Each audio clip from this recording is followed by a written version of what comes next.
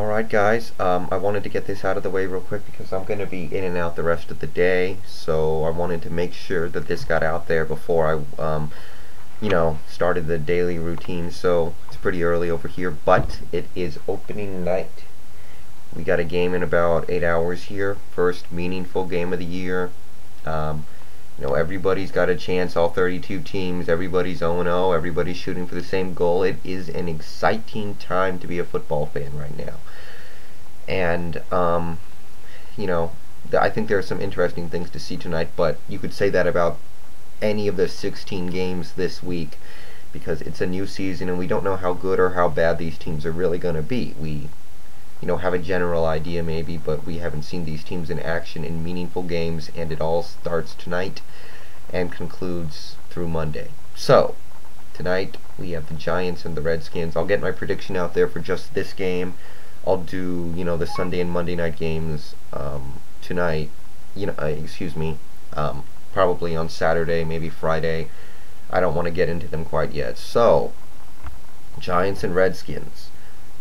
For the Redskins side of things, they looked great the first 3 preseason games, fell off near the end of the last 2. But I don't really like to put too much stock into the preseason, but the fact is, when I look at Washington right now, they do have some injury issues. Like, I was anticipating them being able to spread out the Giants secondary, a fairly thin secondary that, is, it's not bad or anything, but you can get it down to guys like R.W. McQuarters, and you can test the rookie safety, Kenny Phillips, and, there are many better secondaries in the league. So, I thought they were going to be able to spread them out, but Malcolm Kelly looks like he's hurt and won't play. I don't know what's up with the other one they drafted, Devin Thomas.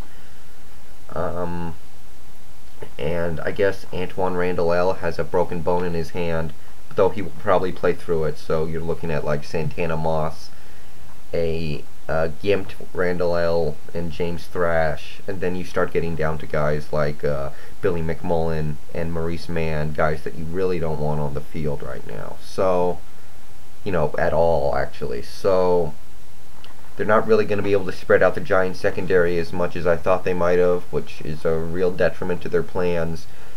Because even though they did lose O.C. and Strahan, the Giants are still pretty tough up front. Their linebacking core is much stronger than their secondary. Same goes for their defensive line. And on the other side of the ball, I think the Redskins will probably be missing Jason Taylor. I do not suspect he will play tonight. If he does, he will be severely limited. We know Philip Daniels is out as well, I believe. I think Sean Springs is going to play, though, as is Carlos Rogers, so that helps. But the Skins do have some significant issues, and there is some weird things going on the offensive line. I think they cut Todd Wade. I didn't really agree with that. That's, an issue that I think could come up. As for the Giants, we know they don't have O.C., but other than that, they don't have as many question marks. I think Plexico and Toomer are ready to go. I don't really know who's going to start at safety right now. It could be Kenny Phillips or Sammy Knight. I haven't gotten, maybe both, possibly even neither.